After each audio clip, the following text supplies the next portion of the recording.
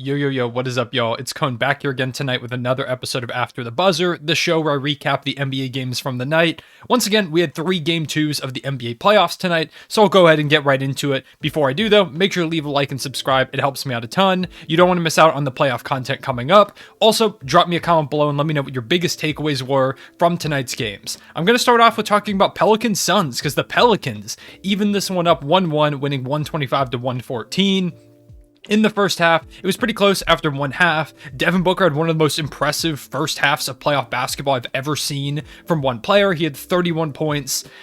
The problem was he really didn't play after that. He came out of the game with a hamstring issue that Monty Williams later specified was going to keep him out for the game, and he never came back in. And then the Pelicans were really knocking down shots, especially down the stretch in the fourth quarter. One of the most impressive parts of this win for the Pelicans, it's not like they got a big lead and then the Suns tried to come back and the Pelicans kind of slammed the door. It's that they went toe-to-toe with the Phoenix Suns in the fourth quarter. The Suns have dominated fourth quarters this season. They've been easily the best clutch time team, and they're a team that just executes to perfection every time down the court in the clutch. Of course, Devin Booker is a big part of that, so missing him was huge, but even still, the Pelicans, they had to keep hitting shots. At one point in this fourth quarter, they hit 5 threes in a row. They were led by Brandon Ingram, who continues to establish himself as a star in this league. He had 37 points, 11 rebounds, and 9 assists in 39 minutes, including a lot of clutch buckets in the fourth quarter. He was scorching hot. There's nothing they could really do, no matter who they put on him. Brandon Ingram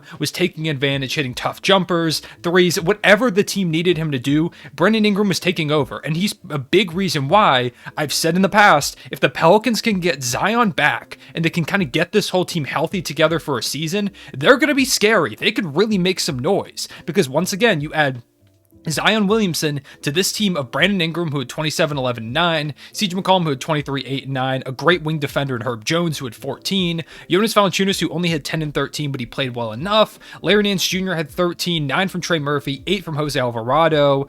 The Pelicans have done such a good job of bringing in young talent, bringing in talent that complements each other. They've just got to get Zion back, and even with that, without Zion, coming in to Phoenix and getting this win, once again, I know they were missing Devin Booker, but even still, I'm super impressed, because even when Devin Booker was announced out, I was still like, the Suns are going to pull this off. It's the Phoenix Suns. They've been without Chris Paul. They've been without Devin Booker this season. It hasn't really mattered. They've still been this incredible team, which has been a big reason why they've had so much success this year.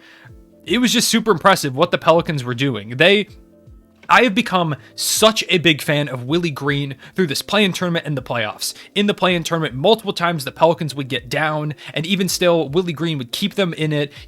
He had these amazing, they kept miking him up, and whenever he was in a huddle, when they went down by a bunch or heading into a fourth quarter against the Clippers in particular, he gave this great speech talking about, don't give up, we can do this, you're here for a reason, and it was just really impressive. I thought it was great coaching, especially for a guy who, the Pelicans have kind of had a lot of coaches as of recently, so for him to come in, establish himself as this coach who doesn't have a lot of experience head coaching in the past, really kind of locking in, getting the Pelicans not just out of the play-in tournament, but winning a game 1 in a series that many people, me included, thought they were going to get swept in. It's really impressive. I really like what Willie Green has done with this team. They just have a lot of really fun young talent. They've been finding great talent all over the place. Jose Alvarado, like I mentioned, is a guy that was really unheralded coming into the league.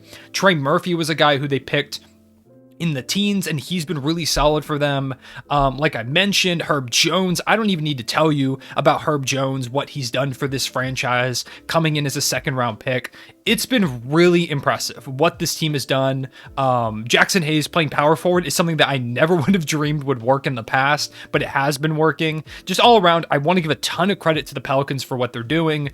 On the Sun side of things, they're going to be fine. I still think they'll win this series with or without Devin Booker, but they really need him back. They need to try and knock the Pelicans out as quick as possible, because the Pelicans really could hang around in this series for a while if they continue to play the way that they did. They shot crazy well from 3. I don't think that happens again for many games, but if they get hot from 3 1 or 2 games, they could push this a really long way without Devin Booker. So the Suns really need to lock in and try and get out of the series as quick as possible, get Devin Booker some rest before having to face whoever they have to face in round 2, while at the same time making sure they worry about the Pelicans first, because this Pelicans team isn't going anywhere. But all in all, I think this was a huge win for the Pelicans going back to New Orleans. I'm curious to see how the Suns respond, because it's the Suns. They're going to respond pretty well, I think, and hoping Devin Booker's not out for too long. Like I said, he was incredible in that first half. I was really looking forward to see what he was going to do the rest of the game and the rest of the playoffs. Hopefully it's not a big lingering thing, but we'll see. After that game, we had the Miami Heat facing off against the Atlanta Hawks in Game 2, and this was a lot closer than last game. Last game was a blowout, a typical 1-8 matchup, but this one was really close for a lot of the game. It was a 9-point or an 8-point lead for something like that for the Miami Heat heading into the fourth quarter. The Hawks really kept it close the entire way, but Jimmy G buckets, and the G stands for gets. He was incredible in this one. If you remember, I made a video prior to the playoffs saying that, and even in my playoff video, my one problem with the Heat is they really don't have a go-to guy. Jimmy Butler was that guy for them a couple years ago, but I don't know if he can consistently be that guy when they need a bucket. And tonight, whenever they needed a bucket, Jimmy Butler was there. And even when they didn't need a bucket, when they were up by a ton, Jimmy was still there. He had 45 points, 5 rebounds, 5 assists. He was hitting from 3, the free throw line, a number of ways scoring the basketball. It looked like the Jimmy Butler from the bubble. And if Jimmy's playing like that, the Heat ceiling is so much higher. My big worry is that they really don't have a go-to scorer because Jimmy's really not been that guy this season. He wasn't last year in the playoffs, and this year, while I still think the Heat have a chance to make a deep run, I just don't trust them as much because they don't really have that scorer. But if Jimmy Butler's playing like this, the Heat can easily win the East. If Jimmy Butler's going to lock in, score 30 points a night, he doesn't have to score 45 every night, but if he can just give them consistent offense from all over the court and play his usual brand of lockdown defense, the Heat are going to be fine. The Heat are really going to make a deep run. I figured they would win this series against the Hawks in 4 or 5. It's looking right now, it's probably going to be a sweep. The Hawks gave them a decent punch in this game. Trae Young had 25, 6, and 7. John Collins starting at center. Once again, Clint Capella coming back could shift this series a little bit, but I don't think he's enough to make it like the Hawks series or anything like that. John Collins, credit to him, is playing through injury. He had 13 and 10. Gallinari, who was great last game, only had 2 points tonight. Bogdanovich was incredible with 29 points in 28 minutes. He continues to be an integral part to this team. They need him to go off to keep the game close. It just wasn't enough. The Heat are just really, really good. And when Jimmy Butler's locked in like that, they're so hard to beat because they've got the defense and they've got like solid offensive players. But when they have that locked in scorer who can just give you a bucket from anywhere on the court that Jimmy Butler can be sometimes, it is really hard to stop them. Because typically, if you can fight through their like really physical and tough defense, there's not much then. Maybe you've got a shot because maybe they won't give you problems on the offensive end. That was not the case. The Heat, through first 2 games, look completely locked in. Eric Spoelstra's got the guys playing really well. And if they continue to play like this, the Eastern Conference better be worried if Jimmy Butler plays anything like this for the rest of the playoffs. We'll see. I think a lot of what the Heat can do and really their ceiling comes down to Jimmy Butler's consistency. So we'll see if he continues to do what he's done through these first 2 games. But if he can, the league they've got to be kind of worried. And finally, the Memphis Grizzlies took down the Minnesota Timberwolves in Game 2, evening up the series, 124-96. This one was a blowout. The first quarter took like almost an hour.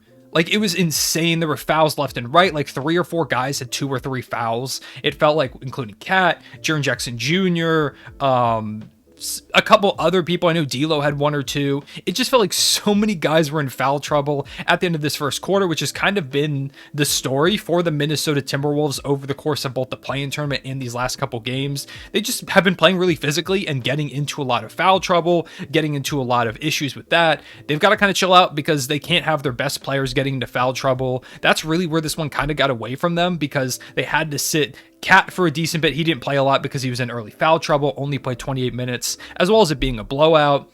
Anthony Edwards, who was incredible last game, only had 20 points in this one. And this was something I said last game. Anthony Edwards kind of takes a lot of bad shots. And he even said it in his post-game interview. He said, I take a lot of bad shots. Last game they were falling, this game they weren't. He's kind of got to work on that because they're not going to fall forever. When you face a team like the Grizzlies who are great defensively, you're not going to always knock down those tough buckets. When those tough buckets stop falling, you've got to be able to get into your offense, get easier looks, and kind of just slow down the pace of the game and figure things out rather than just drilling a bunch of contested mid-range jumpers and threes, which Anthony Edwards can do a lot of nights, but tonight it just was not his night. The Grizzlies made a lot of good adjustments. Steven Adams only played 3 minutes in this game, and that was something we talked about in the last video. Steven Adams, love him to death as a Thunder legend, of course. He was getting played off the court in the first game. So tonight he only played 3 minutes.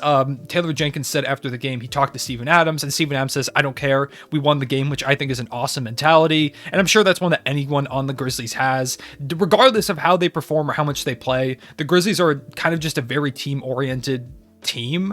So I wasn't surprised to hear Steven Adams say that. That's always kind of been the story of his career. But going more to Jaren Jackson Jr., Brandon Clark, you had Xavier Tillman, who played some decent minutes in this one. He had 21 minutes, a little more mobile than Steven Adams, which is a big problem. Steven Adams just wasn't able to keep up with Cat. He wasn't able to kind of switch over. He was getting abused on a lot of switches. And so switching in those more young, quicker bigs, it worked out wonders for the Grizzlies. This was a complete blowout. John Morant had 23, 9, and 10. You had 13 from Brandon Clark, 13 from Xavier Tillman, 13 from Zaire Williams, 16 from Desmond Bane, 16 from Jaren Jackson Jr., including 7 boards. All around, just a great team effort from the Grizzlies, really doing what they've done all season, winning by committee a lot of nights, and then, of course, a lot of John Morant takeovers, but really impressive adjustments. Like I said, Taylor Jenkins has been great all season. There was no way the Grizzlies were going to run the same game plan out. They made the immediate switches. They didn't wait. They weren't like, oh, maybe game 2 will go differently. No, immediately they made the adjustments that they have to make, which is, I feel like, an issue that a lot of coaches make is they're like, oh, we'll just stick to our game plan. Ultimately, we will win out because we're the better team. The Grizzlies said, nah, we're just going to completely switch up what we've been doing all season, because Steven Adams has been huge for them all year, especially over the course of time, where he was a big reason why John Morant was so good this year. His screening, his facilitation out of the high post, things like that. But in the series, he's just really not needed that much. And so Steven Adams was like, all right, I'll take a back seat. Taylor Jenkins is like, we'll make this move. And immediately it did wonders, them winning by like 28 points. So shout out to the Grizzlies. That was a huge win for them. Those were all the games. Let me know what you thought, what your big takeaways were.